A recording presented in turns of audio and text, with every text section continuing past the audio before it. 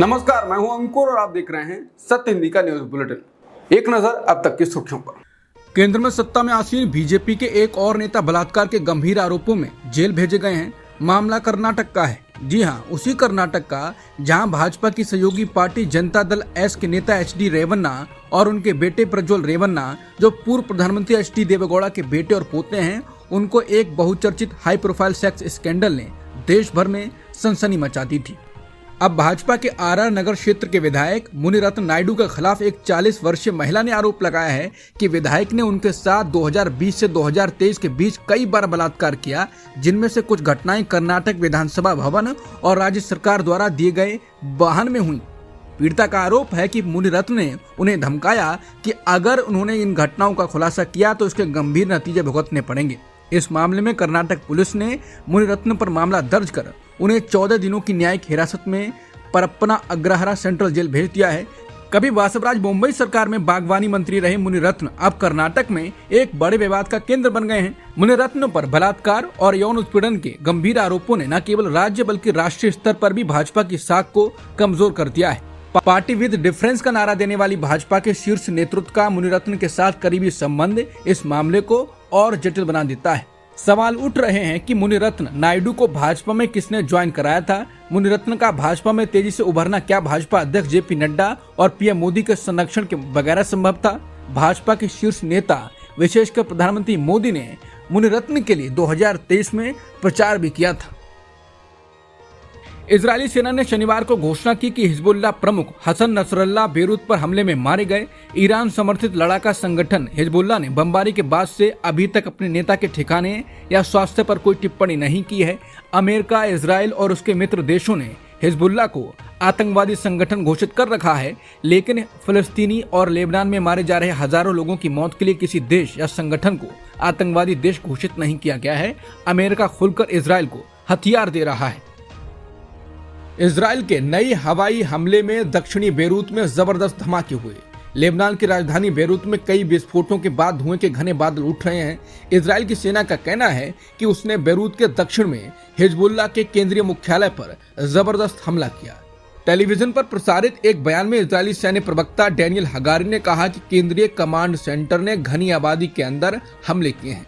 Iran के विदेश मंत्री सैयद अब्बास अरागची ने संयुक्त राष्ट्र सुरक्षा परिषद को बताया कि इजराइल द्वारा दक्षिणी बेरूत पर हमले में अमेरिका द्वारा सप्लाई किए गए 5000 पाउंड के बंकर बस्टर बम शामिल थे, जबकि राष्ट्रपति जो बाइडेन का कहना है कि अमेरिका को बेरूत पर इजरायली सैन्य हमलों की कोई जानकारी ही नहीं है।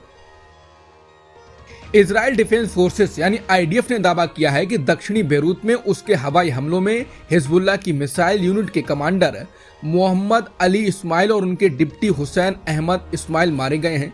IDF ने सोशल मीडिया वेबसाइट X पर पोस्ट करके जानकारी दी। IDF के chief of staff lieutenant general Herzi Halevi का हसन नसरल्लाह की मौत के दावे पर बयान आया है।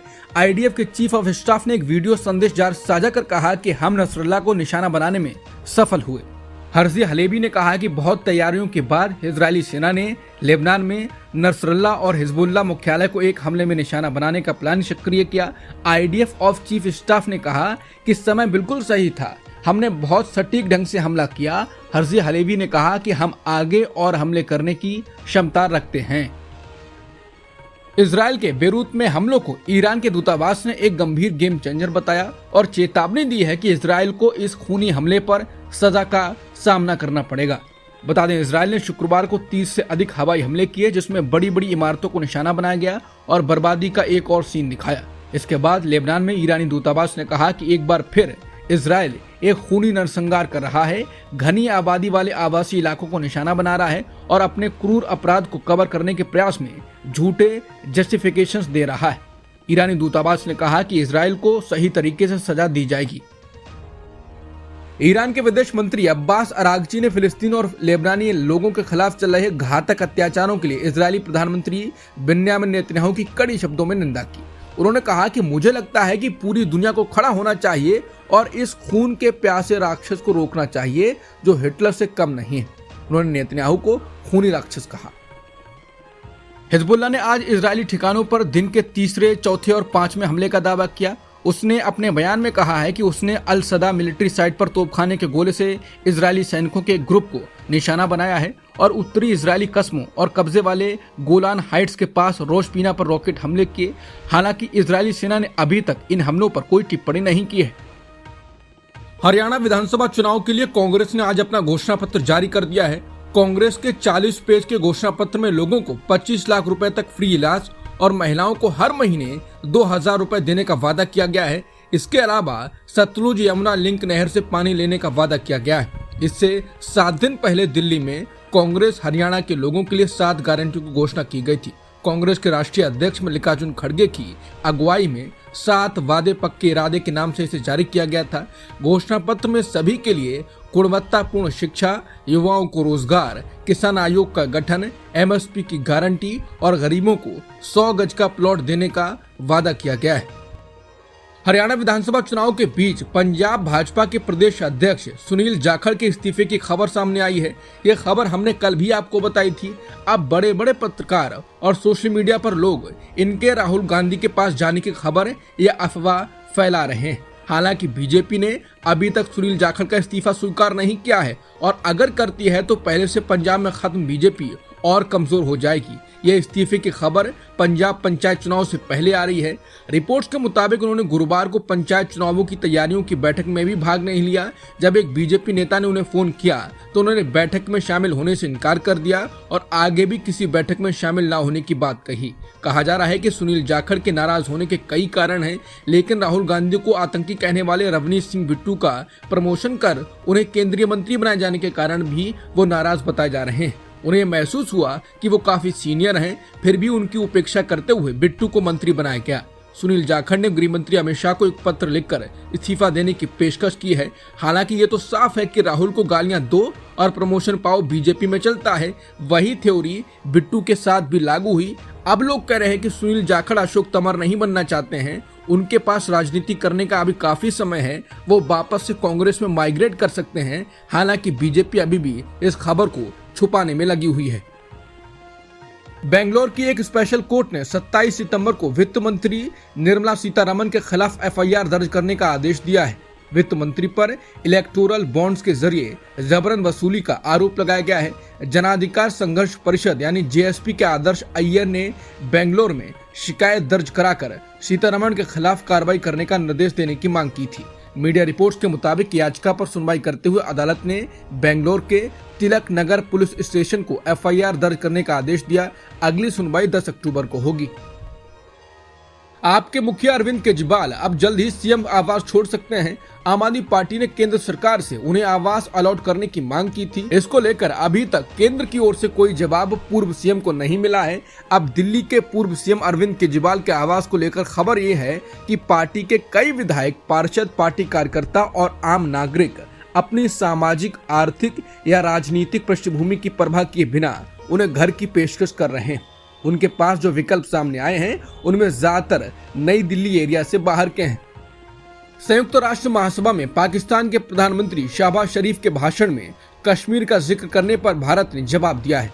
राइट टू रिप्लाई अधिकार का इस्तेमाल करते हुए संयुक्त राष्ट्र में भारत की फर्स्ट सेक्रेटरी भाविका मंगलानंदन ने कहा कि दुनिया के सबसे बड़े लोकतंत्र पर हमला करने का दुस्साहस किया गया। भाविका ने कहा कि सभा ने आज सुबह एक बेहद दुखद घटना देखी। सेना के जरिए चलाए जा रहे एक मुल्क ने जो आतंकवाद, नशीले पदार्थों के व्यापार और अंतर्राष्ट्रीय अपराध के लिए वैश्विक रूप से बदनाम है, उसने दुनिया के सबसे बड़े लोकतंत्र पर हमला करने का दुस्साहस किया है। मैं पाकिस्तानी प्रधानमंत्री के भाषण में भारत के संदर्भ के बारे में बात कर रही हूँ। जैसा कि दुनिया जानती है कि पाकिस्तान का लंबे समय से अपने पड़ोसियों के खिलाफ हथियार के रूप में सीमा पार आतंकवाद का इस्तेमाल करता रहा है। इसने हमारी संसद, हमारी आर्थिक राजधानी मुंबई, बाजारों और तीर्थ यात्राओं के रास्तों पर हमले किए हैं। ये एक लंबी सूची है। इस तरह के देश के लिए कहीं भी हिंसा के बारे में बात करना सबसे बड़ा पाखंड है। ये और भी अजीब उस देश के लिए है जहां चुनावों में धांधली का इतिहास है और वो राजनीतिक विकल्पों की बात कर रहे हैं। असली सच यह है कि पाकिस्तान हमारे क्षेत्र का लालच रखता है और असल में वास्तव में जम्मू कश्मीर में चुनावों को बाधित करने के लिए लगातार आतंकवाद का इस्तेमाल करता रहा है। दरअसल शहबाज शरीफ ने कहा था कि शांति की ओर बढ़ने के बजाय भारत ने जम्मू कश्मीर पर सुरक्षा परिषद के प्रस्तावों को लागू करने के अपने वादों से मुंह मोड़ लिया है। मालदीव के राष्ट्रपति मोहम्मद मुइज्जू के भारत के प्रति सुर बदल गए हैं। मुइज्जू ने कहा कि उन्होंने कभी भी इंडिया आउट नीति का पालन नहीं किया है। उनका देश कभी भी किसी भी वक्त किसी एक देश के खिलाफ नहीं रहा है। मुइज्जू ने इस बात से इनकार किया है कि मालदीव भारत विरोधी एजेंडे को आगे बढ़ा रहा है। मुइज्जू के इस बयान को चौंकाने वाला इसलिए माना जा रहा है क्योंकि पिछले साल मुइज्जू ने इंडिया आउट के नारे पर भी चुनाव जीता था। नवंबर 2023 में राष्ट्रपति बनते ही उन्होंने सबसे पहले भारत सरकार से मालदीव में मौजूद अपने सैनिकों को हटाने के लिए कहा था। उन्होंने कहा कि जिस दिन मैंने अपना चुनावी अभियान शुरू किया है उसी दिन से हमने एक व्यापक विदेश नीति अपनाने का फैसला किया। हमने कभी इंडिया आउट नहीं कहा। दरअसल हमारे देश में विदेशी सैनिकों की मौजूदगी एक गंभीर मसला थी। एक भी विदेशी सैनिक मालदीव के लोगों को मंजूर नहीं है। ये सैनिक भारत के हैं और इसलिए इसका अर्थ ये निकाला जाना गलत है कि हम भारत के खिलाफ हैं। अगर ये सैनिक दूसरे देश के होते तो भी यही समस्या होती। उन्होंने कहा ये मुद्दा हमने भारत के साथ मिलकर बड़े ही कूटनीतिक तरीके से सुलझाया। भारत सरकार के पूरे सहयोग और कूटनीतिक रास्तों के जरिए इस समस्या का समाधान किया गया और भारत ने अपने सभी सैनिकों को वापस बुला लिया है। अब वहां सिविलियन तैनात हैं जो हेलीकॉप्टर ऑपरेशन और दूसरे तरह के काम को अंजाम दे रहे हैं, लेकिन ये बहुत पेचीदा मसला था। ट्रंप ने न्यूयॉर्क में वोलोदिमीर ज़ेलेंस्की से एक उच्च स्तरीय बैठक में मुलाकात की।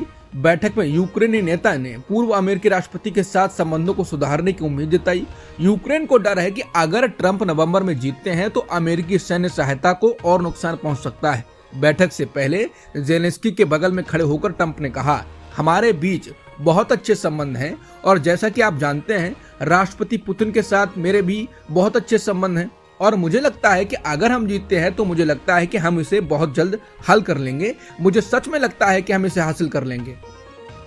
भारत और बांग्लादेश के बीच शनिवार को दूसरे टेस्ट के तीसरे दिन का खेल रद्द हो गया है। बीसीसीआई ने इसकी जानकारी दी है। कानपुर के ग्रीन पार्क स्टेडियम में ये मैच खेला जाना था, लेकिन बारिश के कारण खेल शुरू ही नहीं हो सका। मैच के पहले दिन भी 35 ओवर का ही खेल हो पाया था। मौसम खराब होने की वजह से उसके बाद मैच को रोक दिया गया था।